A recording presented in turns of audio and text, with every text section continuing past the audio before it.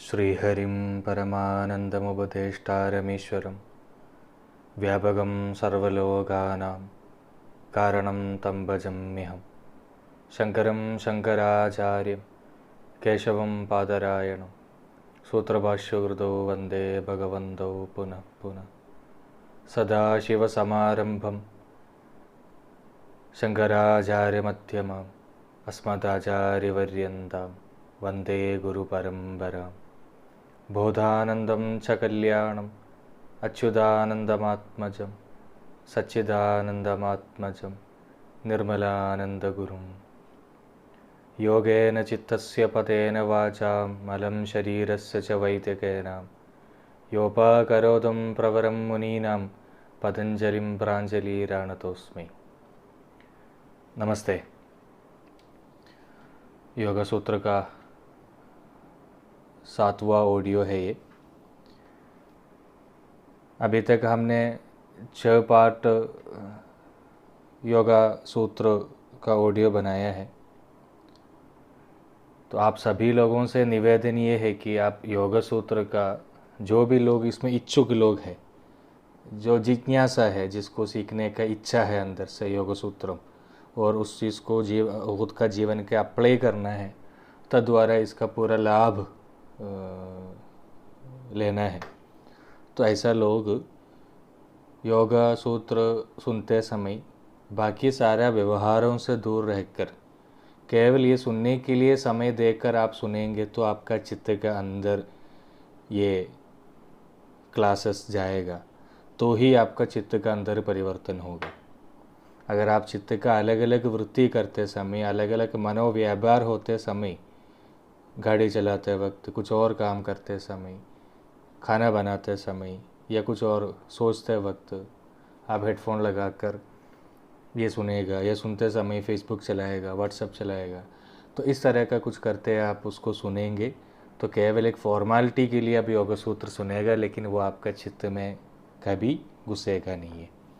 इसलिए आप सुनना है। अगर आप इस चीज़ को, योग सूत्रम को अगर आप अपनाना चाहते हैं तो सुबह उठते समय एक 4:30-5 बजे या 5:30 बजे उठकर आप आपका वॉशरूम वगैरह जाके बिल्कुल तैयार होके सुबह आप ये योग सूत्र का लेक्चर सश्रद्धापूर्व आप सिर्फ उसी के समय निकाल कर आप सुन लेंगे।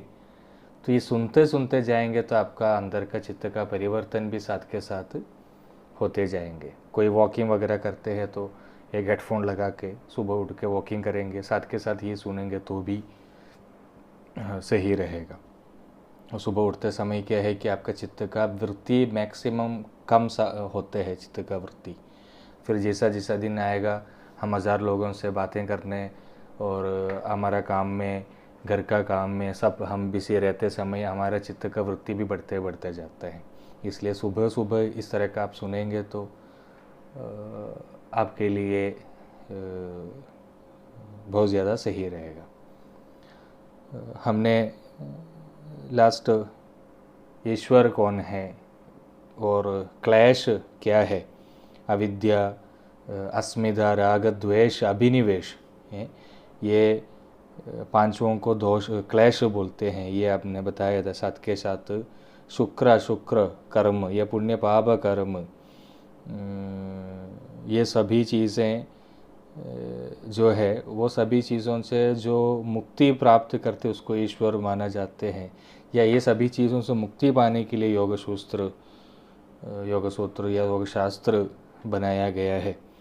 तो ये सारा चीज़ें हमने बताते हुए वाचस्पति मिश्र का व्याख्यान का शुरू किया था, जो नत्वा पतंजलिं ऋषिं वेद व्यासेन भाषिते संक्षिप्त स्पष्ट बहवर्ता भाष्ये व्याख्या विधीयते, ये एक श्लोक बोलकर उसका मीनिंग भी बताकर हम वाइंड अप किया था लास्ट ऑडियो लेक्चर। तो उनमें वो व्याख्यान का शुरुआत में वाचस्पति मिश्र बता रहे कि प्रस्तुत शास्त्र का संक्षेपण तात्पर्य या प्रस्तुत सूत्र का संक्षेपण तात्पर्यार्थ और ऑडियंस को या ये पढ़ने वाले या सुनने वाले लोगों को सुखकर होने के लिए, सुख मिलने, कंफर्ट होने के लिए उसका अर्थावबोध या उसका अर्थ या उसका मीनिंगफुलनेस को स्थापित करने के लिए महर्षि पतंजलि हेयोपादेय विवेक विषयिनी शेमुषि, हेयोपादेय विवेक विषयिनी शेमुषि जिसको है उसके लिए, हेयोपादेय मतलब स्वीकार करने का, स्वीकार करने वाला और त्याज करने वाला, हेय और उपादेय या what to receive and what to neglect, ये एक समझ किसका अंदर है, यह विवेकी, जो विवेक इसका अंदर है। क्योंकि कोई भी शास्त्र पढ़ना है, हेयोपादेय या त्याजग्राह्य विवेचना शक्ति ये बहुत ज़रूरी है, कंपल्सरी है। क्योंकि जिसको हेयोपादेय चिंता नहीं है, ऐसा लोग पढ़ने का कारण ही कई सारा शास्त्र गड़बड़ में फंस जाते हैं। क्योंकि जो शास्त्र कईगारी करने वाला है, जो शास्त्र हैंडल करने वाला जो लोग है, उसको विवेक होना बहुत ज़रूरी है। जो शास्त्र किस विषय का ऊपर आधारित है ये समझना ज़रूरी है। लेकिन जो भी चर्चाएं चलते हैं, कई बार चर्चा इस तरह का नहीं जाते, या जो भी शास्त्र पढ़ते हैं जो विवेक बुद्धि वाला लोग नहीं होते, जो शास्त्र पढ़ने वाला, किसी भी प्रकार का शास्त्र जो वो शास्त्र उद्धरण करने वाला विषय का अतिरिक्त या विषय का बाहर वो प्रयोजन करेगा या उसका बेनिफिट मिलेगा, ये उसका जो शास्त्र बनाया वो उसका ऑथर या वो शास्त्र का स्पॉन्सर्स कहीं पर भी नहीं बोल रहे, या कहीं पर भी उन्होंने ऐसा इस तरह का कोई भी एक गारंटी नहीं रखते या क्लेम नहीं करते। लेकिन वो शास्त्र पढ़ने वाला उसका जो भक्त लोग है वो मानेगा भी नहीं है। जो अविवेकी भक्त लोग ही शास्त्र को सत्यानाश करते हैं। वो तो चाहे आचार्य लोगों का दर्शन क्यों न हो, या किसी प्रकार का रिलीजियस आइडियोलॉजी हो, या किसी प्रकार का शास्त्र हो, या तो आयुर्वेद भी क्यों न हो, या जो डेली लाइफ एक्टिविटी में होने वाला सोशल साइंस हो, ये किसी प्रकार का शास्त्र में अगर भक्ति घुस गया तो वो उसका अंदर ऐसा एक चिंता आते हैं कि ये शास्त्र या ये जो आइडियोलॉजी हर किसी के लिए पर्याप्त है, और वो स्थापित करने के एक व्यग्रता हर भक्त का मन में जन्म होगा, और उसी वक्त वो शास्त्र का मृत्यु भी होगा।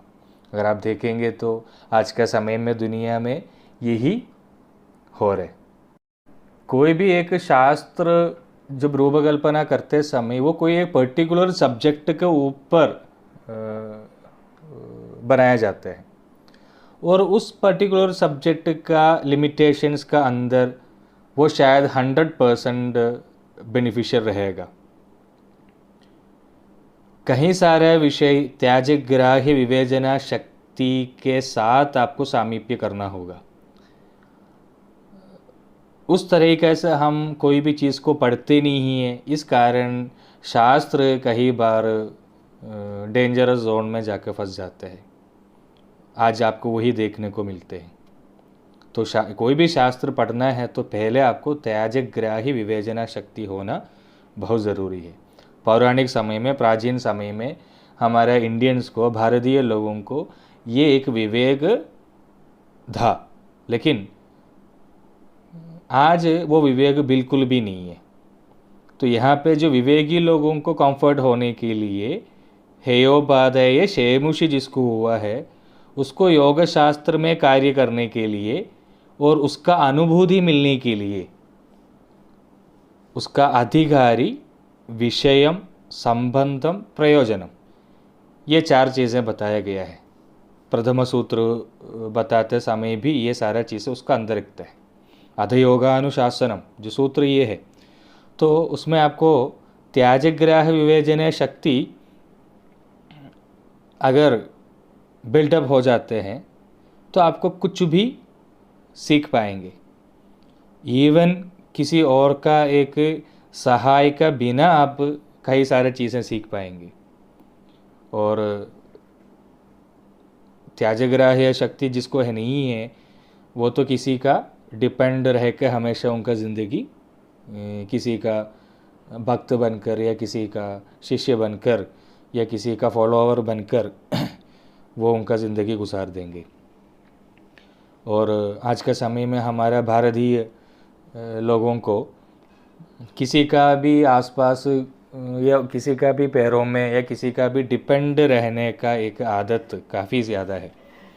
इसलिए अच्छे टैलेंटेड और अमीर मॉडर्न एजुकेशंस प्राप्त हुआ बड़े बड़े लोग, भले वो उनका फील्ड और डिपार्टमेंट में वहाँ के जुड़े हुए लोगों को उन्होंने शायद धमकी देकर या उनका अपना सब कुछ दिखाकर वहाँ पे रहने के बावजूद भी वो किसी किसी का एक फॉलोवर बनकर या किसी एक मैजिक वर्ल्ड में एक अद्भुत दुनिया में अस्वतंत्र होके उनका जीवन बिताते हैं। आज का समय में एक भारतीय को यही नसीब है।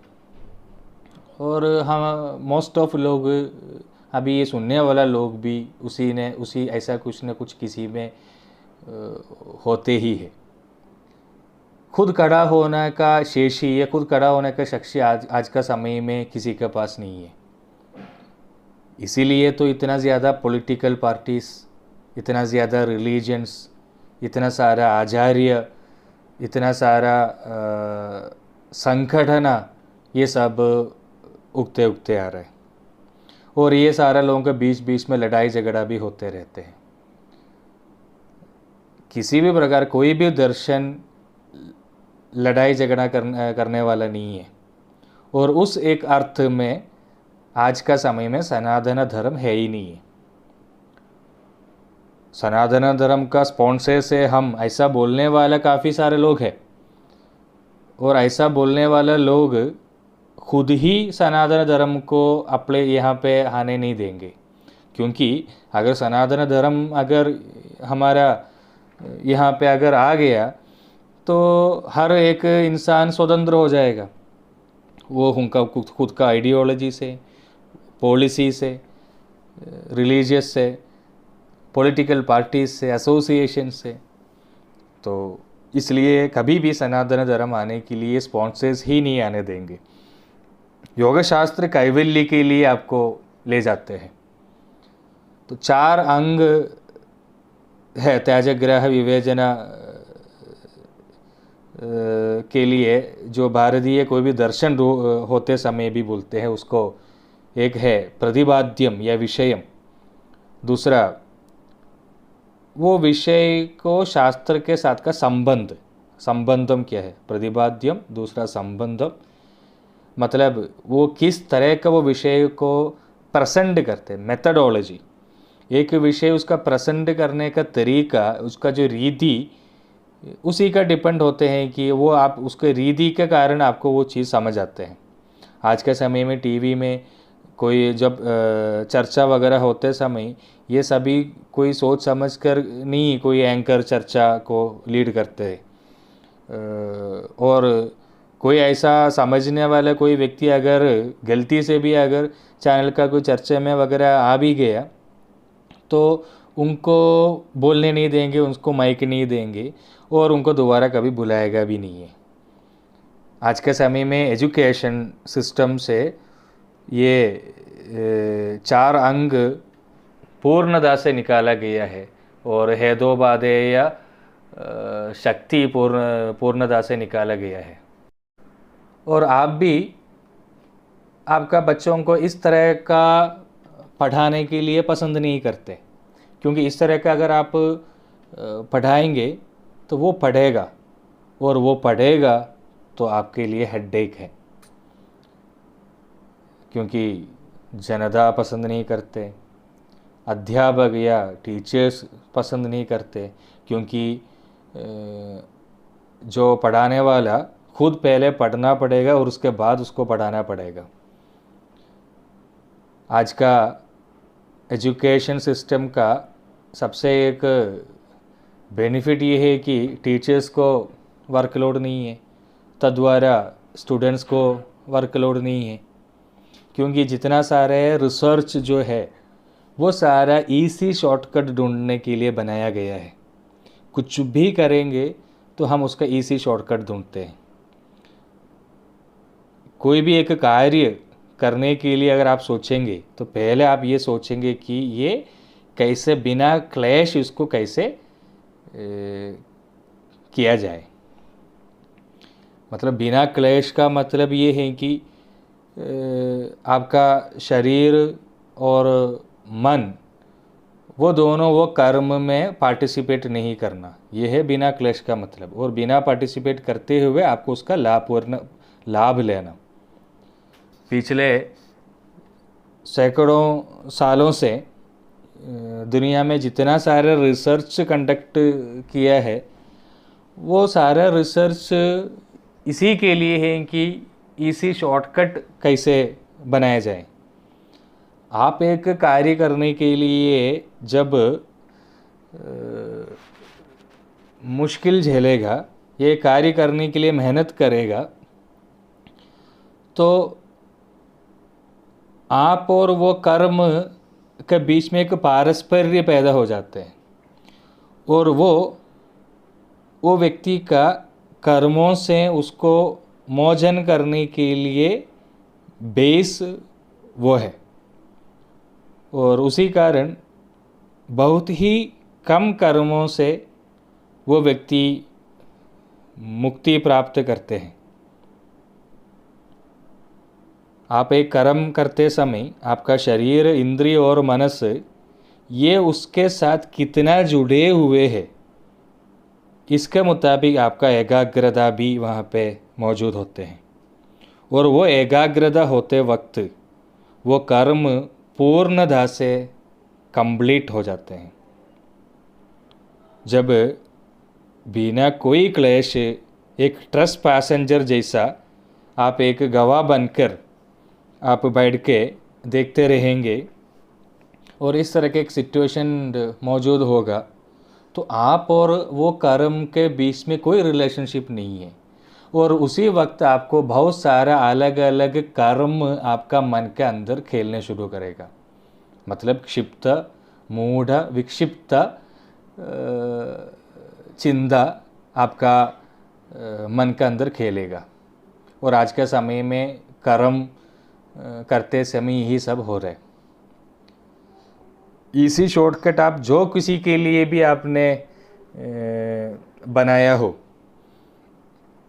उस समय आप क्या कर रहे वो कर्म आपको बिना श्रद्धा कर सकते हैं। ये एक ही बेनिफिट है आप इसी शॉर्टकट का, एक प्रयोजन सिर्फ ये है। आज उस समय आपको अलग अलग और कार्य में भी आपको आपका मन को ले जा सकते हैं। आज का दुनिया व्यग्रता का लोग है। व्यग्रता का मतलब द्वयग्रता, एक कर्म में होते हुए दूसरा कर्म को बारे में सोचने का जो चिंता, उसको द्वयग्रता बोलते हैं। आप आपका पत्नी से पहले के समय में आप आपका पत्नी से आकृष्ट होके आप सिर्फ आपको पत्नी को देखते हुए आप आपका पत्नी के साथ मैथुन करते हुए आप और आपका पत्नी उस समय सेटिस्फाइड हुआ, तो आज का समय में आप मूवीज़ देख के, सिनेमा देख के, सीरियल देख के, वीडियोस देख के, फेसबुक देख के, ये मैथुन भी एक यांत्रिक क्रिया है, इस तरह का एक सोच कर आप वहाँ पे मैथुन करते समय उस समय भी आप अश्रद्धा में, मतलब वहाँ पे भी आपको श्रद्धा न मिलते हुए सैकड़ों लोगों को बारे में उसी वक्त ये कर्म मैथुन करते हुए भी आप चिंतन करेंगे, और उन सभी लोगों से आप मन से आप उनके साथ के साथ भी मैथुन करते हैं, तो आपको जन्म होने वाला बच्चा भी रोगी बन जाते हैं। आप भी रोगी बन जाते हैं, आपका पत्नी भी रोगी बन जाते हैं। और आज का दुनिया इस तरह का चल रहा है।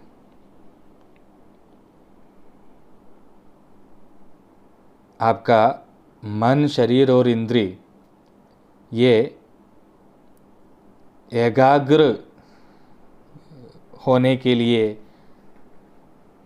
ज़रूरी है, और ये एकाग्र नहीं हो रहे। ये आज का समय, मॉडर्न एरा का ये सारा रिसर्च और इसी शॉर्टकट का एक गिफ्ट है। ये एकाग्रता चले जाते हैं हमारा सबका।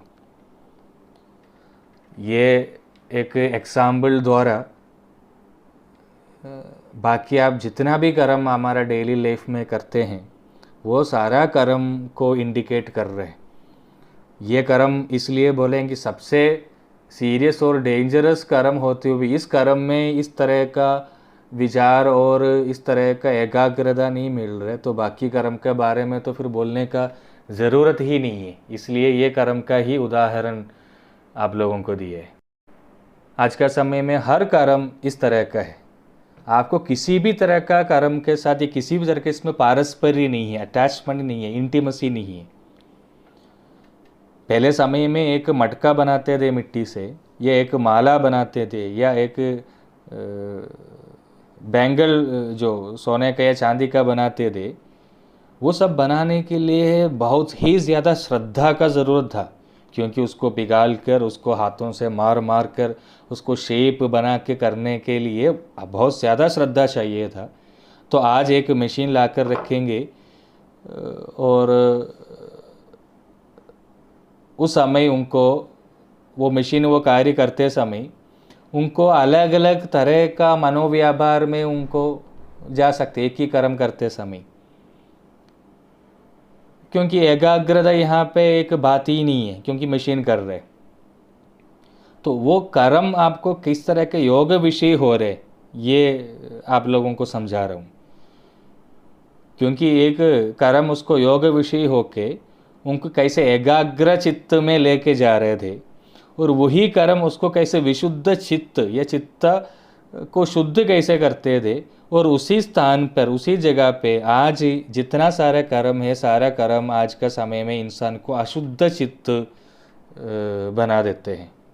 और कर्म सिर्फ फिनेंशियल प्रॉफिट के लिए ही है, ये एक संकल्प आधुनिक लोग या आज का मॉडर्न वर्ल्ड में बहुत ही ज़्यादा अट्रैक्ट किए हुए है।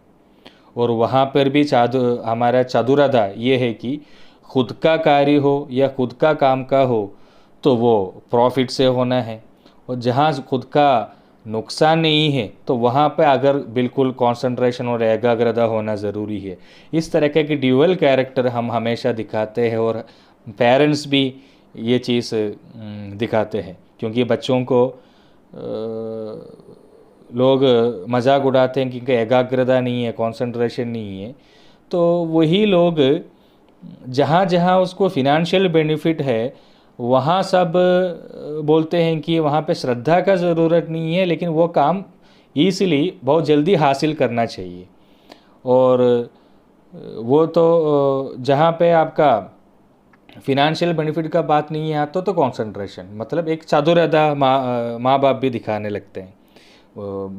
घर पे हो, कॉलेज में हो, जहाँ पे आप काम करते हो, कहीं पर भी हो, जो आपको काम दे रहे वो व्यक्ति को भी अगर आप एकाग्रता को प्रायोरिटी देंगे, कंसंट्रेशन को प्रायोरिटी देंगे तो उनको नुकसान आएगा।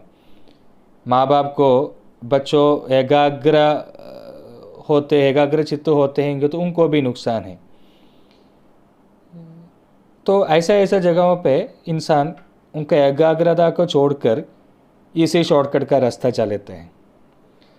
एक और उदाहरण भी अगर बताएंगे, पहले समय में चावल वगैरह बनाते समय या चावल वगैरह आज का समय में पूरा पॉलिश्ड वाला चावल मिलते हैं, उसमें कोई पत्थर वगैरह मिट्टी वगैरह नहीं होते। लेकिन पहले का समय में चावल 1 किलो चावल लेंगे तो उसमें 100-200 ग्राम तो पत्थर और मिट्टी से भरी होते थे। तो ये सब धो के जो बनाते समय, ये सब बनाने से पहले ये सब धोने के बाद जो सबसे आखिरी में थोड़ा सा ये धोने के बाद सबसे आखिरी में एक 7-8 चावल होंगे और उसमें कई सारे पत्थर भी होंगे।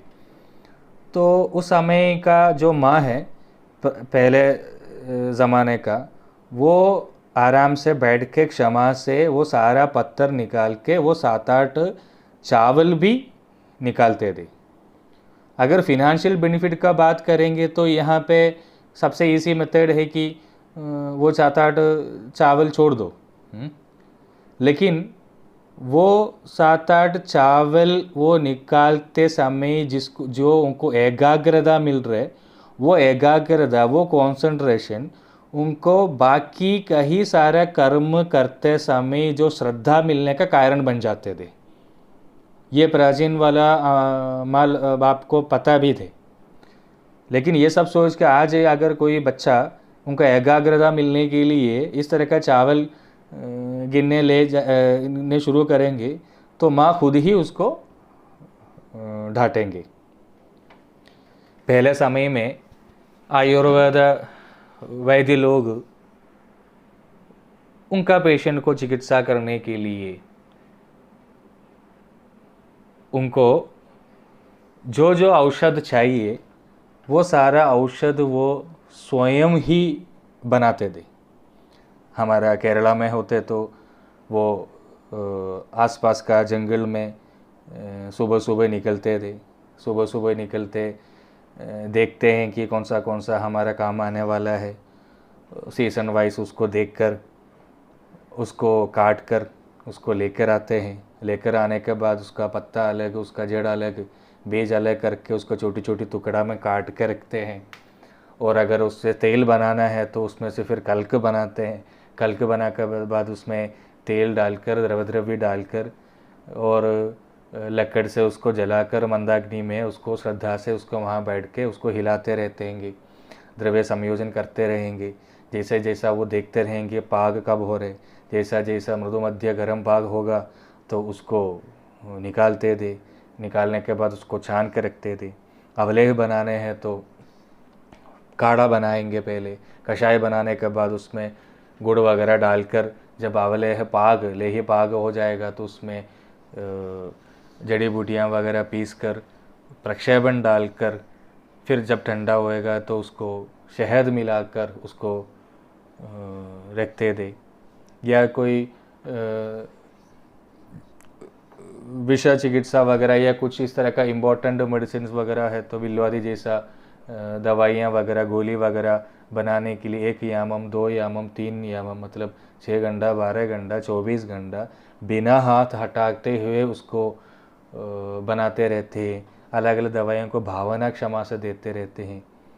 रस औषधि प्रैक्टिस करने वाले लोग बाल रस खुद निकालते थे, अलग अलग दवाइयों को भावना देखकर, शीलमन कर कर और अणुपरिणाम में दवाई कर कर, इस तरह का सारे काम वो खुद उनका चिकित्सा के लिए जो चाहिए वो सारा उन्होंने खुद ही बनाकर इस तरह का करते थे। और ये सब करते समय एक फिनेंशियल बेनिफिट से ज़्यादा वो जो कर्म करते हैं वो कर्म में उसका मन, शरीर और इंद्रिय एक होते, उसको एकाग्र चित्त में वो जान अनजाने में वो एकाग्र भूमिका में पहुंच जाते थे और वो एक योग कोटि में पहुंचते थे। और उस कारण वो जो चिकित्सा करने वाला सारे रोगी लोग हैं, वो जितना भी वो मरीज कितना भी असाध्य क्यों न हो, वो कितना भी पुराना रोग क्यों न हो, उनको बहुत ही जल्दी डायग्नोसिस मन में आते थे और बहुत ही कम औषधियों से वो इलाज सफल हो जाते थे। ये सब उनका एकाग्र भूमिका, एकाग्र चित्त के कारण उनको डायग्नोसिस बनाने में, औषध सेलेक्ट करने में कोई कन्फ्यूजन नहीं होते थे।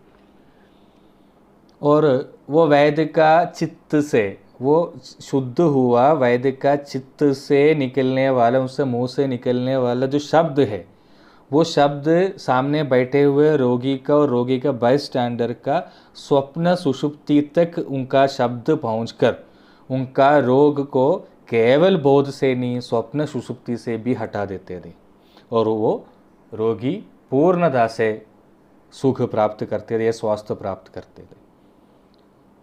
आज का समय में डॉक्टर्स को औषध कम पड़ रहे हैं, वो रोज़ नया नया औषध का खोज करते आ रहे, कितना भी औषध मिलेगा उनको सेटिस्फैक्शन नहीं हो रहे। और इसके अलावा आज का समय में सारा दवाइयाँ मैन्युफैक्चर करने के लिए दुनिया भर कर आयुर्वेद कंपनीज़ है, और वो कंपनीज़ आपको जो चाहे वो सारा दवाइयाँ बना के दे रहे, तो वहाँ पे वैद्य को कर्म करने का ज़रूरत नहीं है। और प्रैक्टिस करते समय उनका श्रद्धा नहीं आ रहे, वो वैद्य वृत्ति या उनका वैद्य पेशेंट देखने का कर्म करते समय उनका सैकड़ों तरह का चिंता उनका चित्त का अंदर घुस रहे और उनका एकाग्रता मिल नहीं रहे, क्योंकि मन, शरीर और इंद्रिय ये एक साथ होने वाला जो कर्म करते समय बहुत ही कम कर्मों में एकाग्र चित्त होके और मुक्ति प्राप्त किया हुआ उस समय और आज का समय में कितना भी कर्म करो तो भी मुक्ति नहीं मिल रहा है। तो हम ये बोल रहे थे कि प्रतिपाद्यम या विषयम, दूसरा विषय के साथ का संबंध, तीसरा शास्त्र का अधिकारी। अगर कोई अधिकारी नहीं है, अगर वो शास्त्र पढ़ने जाएंगे तो वो फालतू सवालों प्रश्न पूछेगा, क्योंकि आप कोई भी चर्चा जहाँ जहाँ होते हैं अगर आप वहाँ बैठेंगे तो आपको समझ आएगा। फॉर एग्जाम्पल है कि दैव व्यभाश्रय, युक्ति व्यभाषण, सत्वाभजम, इस तरह का 3 चिकित्सा मेथड है आयुर्वेद में। तो आयुर्वेद कहीं नहीं बोला है कि सारा रोग दैव व्यभाश्रय से ठीक कर सकते हैं, ये सारा रोग युक्ति व्यभाश्रय से ठीक कर सकते हैं। लेकिन जब एक चर्चा होते हैं तो दैव व्यभाश्रय का खिलाफ बोलने वाला, युक्ति व्यभाश्रय वाला बंदा, वह व्यक्ति, वो क्या बोलेगा कि तो फिर क्या के लिए है मेडिसिन, सब भगवान को प्रार्थना करेंगे तो भगवान ही सब ठीक करेंगे, तो दवाई की क्या ज़रूरत है। तो इस तरह का सवाल पूछने का कारण जो अधिकारी नहीं है वो शास्त्र सीखने का कारण है। आप टीवी में वगैरह चर्चा देखते समय यही सब होते हैं और बहुत सारे लोगों को वो मिसलीड भी करेगा। और दैव व्यभाश्रय वाला क्या बोलेंगे, भगवान पे भरोसा करो सारा रोग मिट जाएगा। बहुत सारे लोग उस कारण भी मर जाएगा। वो युक्ति व्यभाश्रय वालों को खिलाफ बोलेंगे, युक्ति व्यभाश्रय व्यभाश्रय वालों को खिलाफ बोलेंगे। सो ये सब अधिकारी नहीं है, इस कारण हो रहे। जो अधिकारी है वो जो शास्त्र पढ़ सकते हैं। अधिकारी का मतलब किसमें वो शास्त्र सहने का या वो शास्त्र रहने का जगह हो। मतलब अधिकारी मतलब अवकाश किसका अंदर, अवकाश मतलब आकाश धातु से अवकाश शब्द हुआ है, मतलब कितना स्पेस उसका अंदर है, मतलब वो शास्त्र को, वो ज्ञान को बैठने का जगह कितना है अंदर, वो है उसका अधिकारी। 14 है वो शास्त्र का प्रयोजन, क्यों बढ़ रहे आप। आज ऐसा एक प्रयोजन देख के कोई नहीं कुछ नहीं पढ़ते, मतलब फादर का बात सुनकर या मम्मा का बात सुनकर या उनका मर्जी का अनुसार या आसपास लोगों का मर्जी का अनुसार, या खुद ही एक समय में एक पैशन, एक क्रेजनेस आया, उस कारण तुरंत एक डिसाइड कर लिया। इस तरह का करके काफ़ी लोग बहुत कुछ पढ़ने जाते हैं, उसके बाद फिर पूरा शिकायत ही शिकायत है। मैं तो वो पढ़ने के लिए पसंद नहीं था, लेकिन मेरा सिचुएशन मुझे ऐसा ऐसा कर दिया, वो कर दिया, ये कर दिया। कोई सिचुएशन नहीं है। एक बिना बोध या आपका अंदर वो क्या पढ़ना है, क्यों पढ़ना है, ये एक बोध का व्यक्तता नहीं था। तो प्रतिपाद्यम या विषयम, विषय का संबंध, तीसरा अधिकारी, 14 प्रयोजन। ये 4 अंग को अनुबंध चतुष्टय भी बोलते हैं। तो यहाँ पे हमारे विषय योग है, योग शास्त्र है। यहाँ पे संबंध मतलब साध्य साधना भाव, या प्रतिपाद्य प्रतिपादना भाव, ये है विषय का संबंध। यहाँ पे अधिकारी जिसको जिज्ञासा है, जिसको सीखने का भूख है, इच्छा है योग शास्त्र, वो अधिकारी है। प्रयोजन यहाँ पे कैवल्य है या मोक्ष है। मोक्ष के अलावा योग कुछ भी ऑफर नहीं कर रहे। आप जाने वाला रास्ते में आपको बहुत कुछ मिल सकता है, आप एकाग्र चित्त में पहुँचते ही आपको बहुत कुछ सिद्धि वगैरह भी मिल सकते हैं। वो सारा योग शास्त्र उसका प्रयोजन में कहीं नहीं गिल रहे पतंजलि जी ने। ये सारा सिद्धि, ये सारा आपका रास्ते का पत्थर है या रास्ते का विघ्न है, ये सारा चीज़ें ये पतंजलि दावा के साथ बोल रहे हैं। तत्र प्रथमावयव अध शब्दम व्याजिष्ठे अदेत्वयम अधिकारार्थे अदैव ज्योतिरितिवत् न तो अनंतर्यार्थः। वाचस्पति मिश्र अध शब्द को लेकर बताते हैं, अध शब्द को यहाँ पर अधिकार अर्थ दिया गया है। अधेश ज्योति ही, अधेश ज्योति ही ये एक तांड्य ब्राह्मण का 16 बार 8 बार 1 का एक श्लोक है। तो वो यहाँ पे कोटेशन करके इसलिए बोला है कि वहाँ पे भी तांड्य ब्राह्मण में अधेश ज्योति ही नाम से जो श्लोक है, यहाँ पे भी अध शब्द को अधिकार अर्थ है। तो वो यहाँ पे योग शास्त्र योग सूत्र में भी वही अर्थ है, ये बताने के लिए वो उसको कोट करके यहाँ पे बोलते हैं। क्योंकि अध शब्द अलग अलग शास्त्रों में, अलग अलग ग्रंथों में अलग अलग तरीके से अध शब्द को इस्तेमाल किया है। जैसा अधतो ब्रह्म जिज्ञासा भगवद गीता का है, तो लेकिन यहाँ पे अधिकार अर्थ नहीं है, यहाँ पे अर्थ आनंदर्य अर्थ है ये अधतो ब्रह्म जिज्ञासा में। इसके लिए शंकराचार्य का जो व्याख्यान ये है कि विवेक वैराग्य क्षमा निसर्ग संपत्ति मुमुक्षुत्व ये सभी का बाद, अंदर मतलब उसका सबका बाद शंकराचार्य उसका भाष्य में ये बताते हैं। लेकिन रामानुजन और अल्बर्ट श्रोन्सर वगैरह कुछ और अनंतरार्थ बताते हैं यहाँ पे अधतो ब्रह्म जिज्ञासा में, मतलब धर्म जिज्ञासा अनंतरम और ब्रह्म जिज्ञासा। रामानुजन और अल्बर्ट श्रोन्सर वगैरह अनंतरार्थ को उसको यहाँ पे इस तरह के एक मीनिंग बताया गया है। लेकिन अधतो ब्रह्म जिज्ञासा का अंतरार्थ है, इसके लिए किसी को भी कोई तर्क नहीं है। लेकिन जब धर्म जिज्ञासा अनंतरम ब्रह्म जिज्ञासा अगर रामानुजन और अल्बर्ट श्रोन्सर का इस एक मीनिंग के साथ अगर देखे जाएंगे, तो वेद का संहिता सब अध्ययन करके उसको सब सीखने के बाद ही आपको ब्रह्म जिज्ञासा को अधिकारी बन सकते हैं।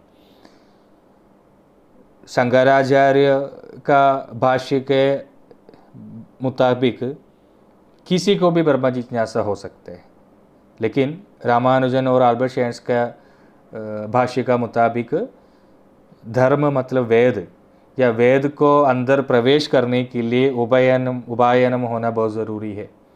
ब्राह्मण क्षत्रियन और वैश्यन ये त्रैवर्णी को ही मोक्ष को प्राप्त है, या सिर्फ उनको ही मोक्ष मिलने का अधिकारी है या अधिकार है। ये एक लिमिटेशन रामानुजन और अल्बर्ट श्रोन्सर ने बताया गया है, शंकराचार्य ने नहीं है।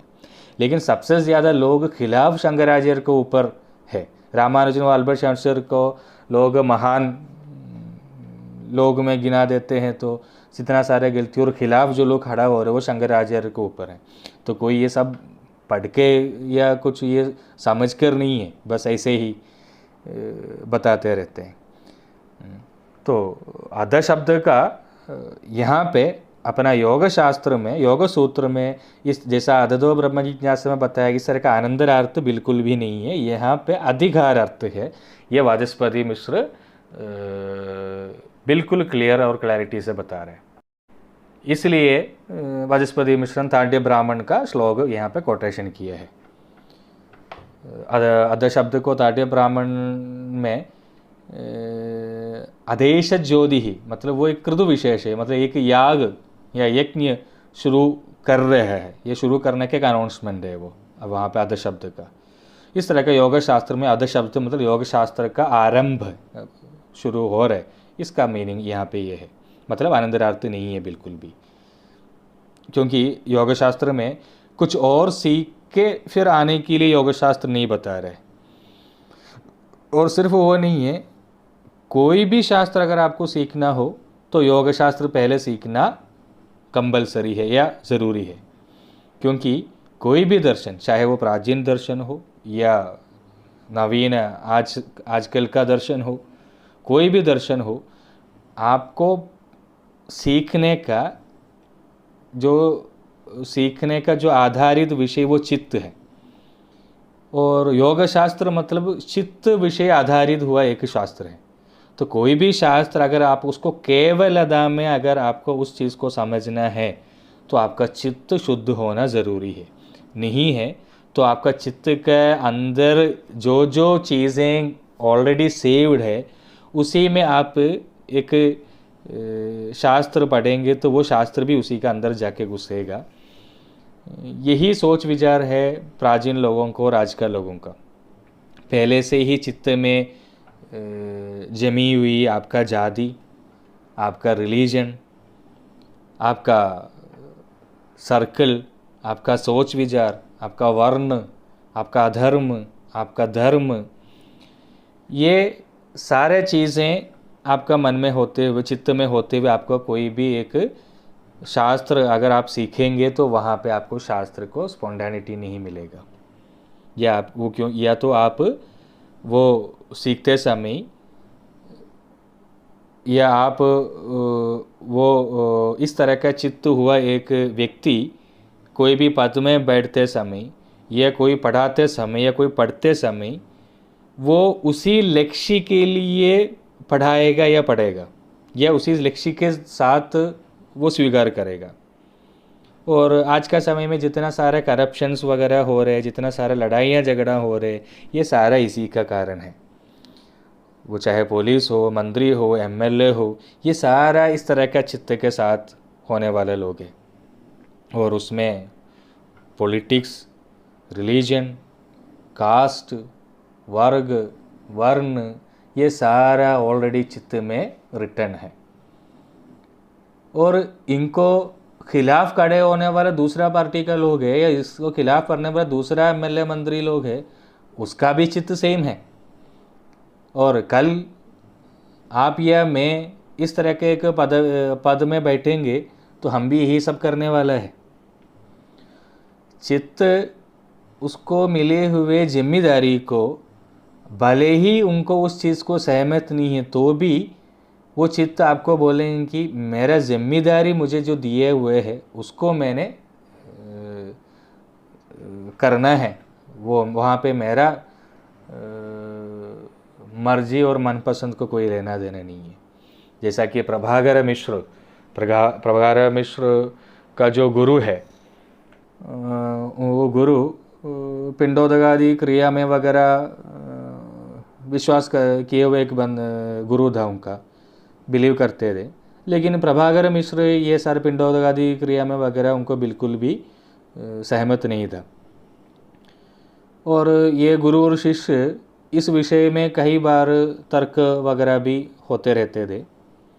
लेकिन गुरु को सबसे फेवरेट शिष्य प्रभाकर मिश्र था। तो एक दिन गुरु डिसाइड किया कि इन्होंने मैं मरने के बाद मेरा इच्छा से सब करेगा या इनका इच्छा का हिसाब से करे, अनुसार करेगा। तो वो देखने के लिए गुरु एक दिन मर गया, मतलब उनका प्राण छोड़ दिया। तो सारे शिष्य लोग आ गया, चर्चा कर दिया कि क्या करे क्या नहीं करे। तो सभी लोग बोलेंगे तो प्रभाकर मिश्र को आने दो, क्योंकि वही गुरु का सबसे फेवरेट और शिष्य है। तो उसके बाद हम डिसाइड करते हैं क्या करना है। तो प्रभाकर मिश्र आ गया तो पूछा कि क्या किया जाए। तो प्रभाकर मिश्र ने बोला गुरु का इच्छा का अनुसार सारा शव संस्कार क्रिया वगैरह करो। तो बाकी शिष्य लोग हैरान हो गए कि आप तो ये सभी चीज़ों के खिलाफ है। तो प्रभाकर मिश्र ने बोला वो तो मेरे लिए है, तो चित्त का सही रास्ता है ये। तो तुरंत गुरु उठ गया और उठने के बाद बोला कि मैं जीत गया। तो प्रभाकर मिश्र ने भी छोड़ा नहीं। तो प्रभाकर मिश्र ने तुरंत जवाब दे दिया, एक बार जीतने के लिए एक बार मरना पड़ा। तो इस तरह का चित्त को स्वतंत्र रखने वाला या चित्त स्वतंत्र होने वाला लोग आज का समय में देखने को मिला नहीं है। आप आपका माँ से, आपका पत्नी से, आपका बच्चों से सब व्यवहार करते समय अगर आपका चित्त शुद्ध हो तो ही आपको उनका चित्त कहाँ बंधन कर रखा है ये देख पाएंगे, और उसी को ही दुनिया में शांति है। अगर आप अशांति है, अगर आपको रोग है, आप रोगी है, तो वो सब आपका चित्त का अंदर पहले ही घुसी हुए इस तरह का अंश के कारण है। और ये सारा अगर आपका नियंत्रण में आना है, ये सारा अपना कंट्रोल में आना है, तो आपका चित्त स्वतंत्र होना ज़रूरी है। अगर आपका चित्त स्वतंत्र हुआ तो आपको दूसरों का चित्त को समझ पाएंगे। तो हम ये बोल रहे थे कि अध शब्द यहाँ पे आरंभार्थक है या अधिकारार्थ है। ब्रह्मसूत्र में अध शब्द वहाँ पे आनंदर्यार्थक है और आरंभार्थक नहीं है। अनुशासनमिति शास्त्रमाह अनुशिष्यते अनेन इति विल्पत्य। अथ अनुशासनम, अनुशासनम का मतलब, अनुशास्त्र मतलब शास्त्र को इंडिकेट कर रहे हैं। अनुशिष्यते अनेन, इसका मतलब लक्षणम भेदम उपाय सहितम, मतलब योग का प्रतिपादन उपाय सहित योग का प्रतिपादन करते हैं। यह है अनुशासन का मतलब। अनुशासन मतलब शास्त्र वाचक है। न च अस्य शमदमाध्यमनं तरं प्रवृत्तिरभितु तत्त्वज्ञान चिख्यादैष्य अनन्तरं जिज्ञास ज्ञानयोस्तु स्यात् यथाम्नयेत् तस्मशान्दोदान्तः उपरतः तिदुक्षुः समाहितो दूदाव आत्मन्येवाल्मनं पश्येत् इति। वाचस्पति मिश्र का व्याख्यान का अगला श्लोक है। मतलब कुछ ये जैसा आध शब्द का ऊपर ही चर्चा चल रहा है, जैसे हम बोलते हैं आध शब्द अधिकारार्थक है, लेकिन फिर भी अलग अलग वाद और तर्क बात में आ सकते हैं। कैसे कैसे आ सकते हैं वो बता रहे। जैसा नतस्य शमदमाद्यवनम तर, मतलब शमम दमम ये सब प्राप्त होने के बाद योग शास्त्र का प्रवृत्ति, इस तरह का एक मीनिंग भी अगर रख सकता है। तो अगर ऐसा रखेंगे तो वहाँ पे फिर आरंभार्थ अधिकार अर्थ नहीं है, वहाँ पे आनंदरार्थ है। तो इस तरह का भी क्वेश्चंस आ सकते हैं।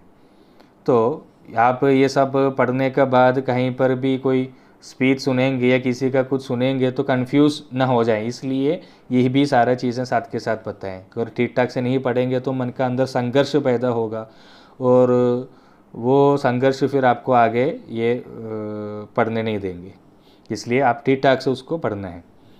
अपना वासना और रुचि ये सब अगर जो उसका पीक लेवल में होते हैं, उस समय अगर हमको कुछ भी सुनेंगे उसी वासना और रुचि के अनुसार, तो हमको लगेंगे कि वही सही है।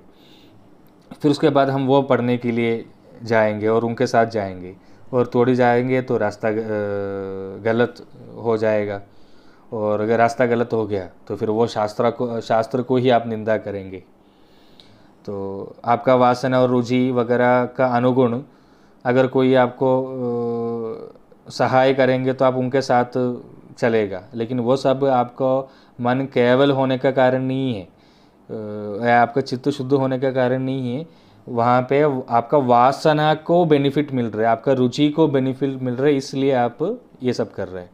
तो चित्त का अंदर जो लगी हुई जो वृत्ति होते हैं, ये वृत्ति का अनुसार है ये सब।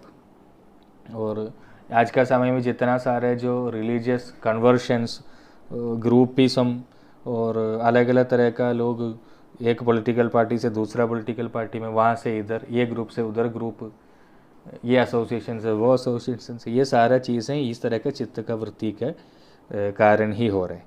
तो अध शब्द को इस तरह के एक मीनिंग दे सकते हैं। इस तरह का भी कोई क्वेश्चन आया है तो वहाँ पे वाचस्पति मिश्र साफ साफ बताया है कि योग शास्त्र का विषय चित्त है, और कोई भी शास्त्र पढ़ना है तो चित्त अनिवार्य है। इसलिए योग शास्त्र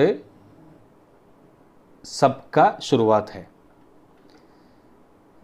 शमदमाद्योनंतरम का मतलब, शमम मतलब आवेश रहित, या आपको किसी भी प्रकार का आवेश नहीं होगा, या एक क्रेजीनेस या एक पैशन नहीं होगा। आप कुछ भी सुनेगा या आप कुछ भी बोलेगा तो बिना आवेश बोलेगा, वो एक सिचुएशन को शमम बोलते हैं। ये क्योंकि आवेश चित्त का एक वृत्ति है, तो बिना आवेश मतलब वहाँ पे चित्त का सही दशा है। तो आवेश होना, किसी का पैशनेट होना, क्रेजीनेस होना जैसे चित्त का वृत्ति है, तो वो नहीं है, उस सिचुएशन को शमम बोलते हैं। दमम मतलब नियंत्रित, खुद को कंट्रोल करना। उपरधा का मतलब अनासक्ता, किसी को भी एक आसक्ति नहीं होना, किसी को भी चीज़ में आपको एक एडिक्शन नहीं होना। तिदिक्षु मतलब द्विधा सहनशील, मतलब हर किसी को दो साइड होते हैं, हर चीज़ को, पॉजिटिव हो, नेगेटिव हो, एक्शन हो, रिएक्शन हो, गर्मी हो, ठंडी हो, इस तरह का ये सब द्विध है। तो वो दोनों सहन करने का शक्ति, मतलब अच्छा भी बुरा भी सब सहन करने के शक्ति को उपरमम बोलते हैं। समाहिता मतलब एकनिष्ठा या निष्ठम नितराम स्थिति, मतलब एक चीज़ पे स्थिति में रहना, एक चीज़ पे स्टेबल रहना। तो इस तरह का एक जैसे समदमाध्यमम वगैरह ये सब क्वालिटी हुए एक व्यक्ति या एक साधक, उसका आत्मा का अंदर आत्म तत्व को अगर देखने हैं, अगर ऐसा कोई बताया है, योग शास्त्र सीखना है या आत्म साक्षात्कार कमाना है, अगर इस तरह का अगर हम इसको मीनिंग रखेंगे, तो समाधि के बाद, ये समदमाध्यम के बाद योग शास्त्र का ज़रूरी ही नहीं है, क्योंकि ये सारा समाधि आत्मनिष्ठ में पहुंचने वाला है। तो वहाँ पे उसके बाद या उस योग शास्त्र पढ़ने का वहाँ पे एक युक्ति नहीं बन रहे। इस तरह का कई लोग धारण करके ये इस लोग समझ के रखते हैं, जैसा बोलते भी है, जैसा लोग कोई अगर कोई आम व्यक्ति बोलते हैं कि मैं योग शास्त्र सीखने जा रहा हूँ, तो लोग बोलते हैं कि वो सब आम व्यक्ति के लिए नहीं बनाया गया है, तो वो सब नहीं पढ़ना है, ऐसा करके लोग मना करते हैं। तो वो सब इस कारण है। तो ऐसा कुछ भी नहीं है, ये वो सही नहीं है। ये तत्व वैश्वार्यदी में वाचस्पति मिश्र बिल्कुल क्लियरिटी में बता रहे हैं। फिर एक आते हैं कि गुरु शिष्य प्रश्न आनंदर, मतलब ये सब आनंदर अर्थ का अलग अलग चैंस है, जैसा बता रहे, वो सारा चैंस को आनंदर अर्थ कहीं पर भी किसी भी एंगल से आनंदर अर्थ नहीं है, ये साबित कर रहे हैं वाचस्पति मिश्रण। गुरु शिष्य प्रश्न आनंदर या रसायनादि प्रयोग आनंदर या तपस्या आनंदर, इस तरह का अलग अलग तरह का अध शब्द को कोई भी आपको मीनिंग रख सकता है, लेकिन वो कोई भी मीनिंग योग सूत्र में अप्लीकेबल नहीं है, क्योंकि अध शब्द केवल अधिकार अर्थ है, वहाँ पे आरंभ अर्थ है, आनंदर अर्थ बिल्कुल भी नहीं है। जैसे तपस्या आनंदरम या शिष्य प्रश्नानंदरम जैसा अलग अलग बोलते, जैसा पाशुपदम जैसा ग्रंथ शिष्य प्रश्नानंदर है, और पाणिनीय व्याकरणम वगैरह तपस्यानंदर आए गए हैं, क्योंकि पाणिनि और कात्यायन ये दोनों शिष्य लोग एक साथ पढ़ते समय कात्यायन का जो बुद्धि और विवेक और इंटेलेक्चुअल लेवल वो सब गुरु को, आचार्य को बहुत ही पसंद था। तो वो कात्यायन का बराबर पहुंचने के लिए पाणिनि ने सप्त सरोवर में तपस्या के लिए गया है, और वहाँ पे वो तपस्या करते हुए तो नृतावसाने नटराजराजो ननादडक्का नवपंचवारम उद्धर्तु गाम सनगादि सिद्धानयद विमर्शे शिव सूत्रजालम। शिवजी का डमरू का शब्द सुनाई देते हैं उनको, और उसी में से 14 तरह का माहेश्वरी सूत्र फिर बाद में बनी हुई है। तो वो तपस्वी से मिली हुई है। लेकिन योग शास्त्र में इस तरह का कोई भी तरह का मीनिंग नहीं है अध शब्द को, आनंदर्य अर्थ भी नहीं है, अधिकार अर्थ ही है। तो इस तरह का कुछ कुछ एग्जाम्पल इसलिए बताया है, आप कल परसों जाके किसी तर्क में जाके फंस जाएंगे, किसी के साथ बहस करने लग जाएंगे, तब जाके आप जितना भी पढ़ा वो सारे मिट्टी में चले जाते हैं, पानी में डूब जाते हैं। क्योंकि पढ़ने शुरू करते हुए ही लोग तर्क में जाके घुस जाते हैं और इस तरह का करके खुद का पढ़ाई ख़त्म हो जाते हैं। कुछ भी पढ़ना हो तो एक आवेश के साथ, एक क्रेजीनेस, एक पैशनेट के साथ जाके जाएंगे, और जो मिली हुई है कि ज्ञान का छोटी सी एक टुकड़ा लेकर बाकी लोगों को साथ तर्क करने के लिए, बाकी लोगों को सिखाने के लिए, बाकी लोगों के साथ बहस करने के लिए जाएंगे। और कभी अगर आपके सामने वाला व्यक्ति कोई ऐसा कोई एक सवाल पूछा जो आपके पास जवाब ही नहीं है, या आपको भी शंका पैदा होने वाला कोई जवाब पूछा, आपका अविद्या का कारण आपको भी अंदर शंका हो गया, या आपको उसके पास जवाब नहीं है, तो जितना भी इंटरेस्ट आपको वो विषय को था, वो सारा इंटरेस्ट उसी वक्त डूब जाएगा। जितना भी सारा भक्त लोग है वो सारा इसी का अंदर है। तो इसलिए बोलते हैं भक्ति किसी भी चीज़ के लिए अच्छा नहीं है। तो इस तरह के जो आवेश के साथ जो चित्त, ये आवेश के साथ जो भक्ति होते वो सारा भक्ति टेम्पररी है, वो कोई भी भक्ति शांति को प्रदान नहीं करने वाला है। जितना सारा रिलीजियस है वो सबका फेलियर भी यही है, क्योंकि कोई भी रिलीजन चित्त को पूर्णतः से स्वतंत्र नहीं करते। हर विश्वास प्रमाण इस तरह का होते हैं। मॉडर्न साइंस भी इस तरह का ही है, वो भी आज के समय एक रिलीजन से एक आइडियोलॉजी जैसा होते जा रहे हैं। इन फ्यूचर ज़्यादा समय नहीं लगेगा, वो पूरी तरफ से एक आइडियोलॉजी बन ही जाएगा। और कोई भी शास्त्र अगर सीखने के लोग, शास्त्र या आइडियोलॉजी कुछ भी हो, तो वो जिसका जो ऑथर है, जिसका जो फाउंडर है, जो उसका फादर है, उसका उन्होंने जो उसमें क्या लिखा है ये ऐसा है, वो सारा चीज़ का कारण नहीं है, केवल उसका विश्वास, वो शास्त्र का ऊपर के विश्वास के साथ उसको फॉलोअर बन जाते हैं।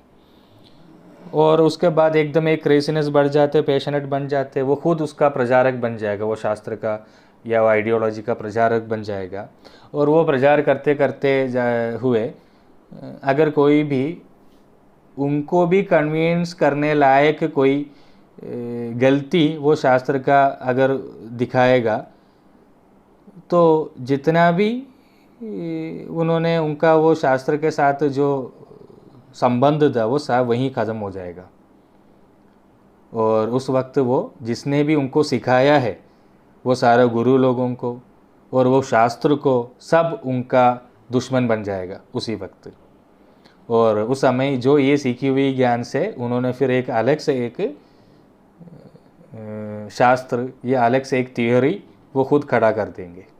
ये सारा आवेश का कारण ही है। इसमें कहीं पर भी आत्म साक्षात्कार नहीं है, इसमें कहीं पर भी विद्या नहीं है। आपको खुद ही अगर आप देखेंगे तो आपको समझ जाएगा कि जितना सारा आपका जो डिफरेंट ओपिनियंस है, आपका अहंकार है, आपका तर्क है, आपका वाद प्रतिवाद है, ये सारा इसका बेस होते हैं। ये सारे एक आवेश का कारण है। इसलिए कोई भी शास्त्र अगर आपको पढ़ना है तो चित्त को अच्छे तरह से रखकर आपको शास्त्र को पढ़ना है। और उसके लिए पूर्ण श्रद्धा से अगर आप कोई भी शास्त्र अगर आप पढ़ेंगे तो उसमें आपको अवॉइड करने के लिए कुछ भी नहीं होगा वो शास्त्र में फिर। और किसी भी प्रकार का चीज़ के लिए आपको कोई अलग से एक ओपिनियन भी नहीं होगा और मन को शांति भी मिलेगा। लेकिन कौन शांति चाहते हैं आज का समय में? क्योंकि आज का दुनिया शांति को पसंद नहीं करते। कोई भी जगह पे किसी से भी आप संपर्क में रहेंगे तो वहाँ पे शांत होकर बैठना ये आज का दुनिया आपको पसंद नहीं है। बहुत सारा कुछ अशांति बनाने हैं और अशांत होकर बैठना है और अशांत होकर सब कुछ करना है, यही आज का समय में लोगों को पसंद है। और उनको ये साबित करना है कि ये जो लोग, ये जो दुनिया है, ये सारा अशांति है और अशांति से मैंने ओवरकम करके शांति बनाया गया है। मतलब यहाँ पे पहले वो अशांति बनाकर फिर उससे शांति बनाकर खुद का नाम लेना है, मतलब बिगाड़ के सुधारना। यही है आज का समय का ट्रेंड। और जितना सारा चर्चा होते हैं वो सारे उन्हीं लोगों के होते हैं। जो व्यक्ति शांत, निशब्द, साइलेंट होके उनका कार्य करते जा रहे, उनको कोई पब्लिसिटी नहीं मिलेगा, ना दुनिया उसको बारे में जानेगा। ये तो घर पे होते तो भी ऐसा ही है। जो अशांति करते हैं उसी को ही घर वालों भी जानते हैं और पड़ोस भी वही लोगों को जानते हैं। तो ये सब कारण का अशांति ही सबसे अच्छा है। इसलिए पहले ही पूछा था कि शांति कौन पसंद करते हैं, और योग शास्त्र अशांति के लिए नहीं, योग शास्त्र आपको चित्त का शांति सिखाते हैं। तो आधा शब्द हमने विस्तार से बताया गया है, अनुशासन का शब्द भी हमने स्टार्ट किया है। तो ये 1 घंटे का थोड़ा सा बड़ा लेक्चर है। पहले वाला जो पार्ट्स वगैरह आप उसके साथ बैक टू बैक आप सुनेंगे तो आपको योग शास्त्र का समझ आएगा। और योग शास्त्र में समाधि या मोक्ष का मतलब कुछ और अर्थ नहीं, मोक्ष का मतलब स्वतंत्रता है। हम सभी का चित्त इस तरह के कई सारा चीज़ों से बांधी हुई है, वो सारा बंधन से स्वतंत्र करना, ये है योग शास्त्र का लक्ष्य। धन्यवाद।